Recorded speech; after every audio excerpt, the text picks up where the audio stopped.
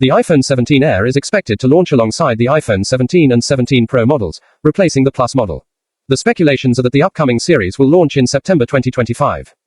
The iPhone 17 Air is anticipated to use a thinner battery, thanks to Apple's new electric glue technology, allowing for a slimmer profile.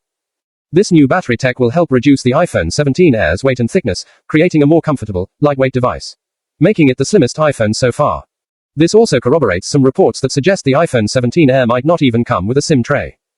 This extra space is what allows Apple to make the iPhone 17 Air thinner while keeping the same battery life, camera quality, and display performance. All iPhone 17 models, including the Air, are rumored to feature 120Hz ProMotion displays for smoother scrolling and responsiveness. The rumored slim iPhone 17 Air is expected to replace the iPhone 16 Plus, bringing a more compact and sleek design to the lineup. Unlike the iPhone 16 Plus's 60Hz refresh rate, the iPhone 17 Air is likely to feature a 120Hz display, enhancing its visual performance. The design may follow the single rear camera layout similar to the iPhone SE models, offering a simplified and sleek appearance. However, the design is expected to change.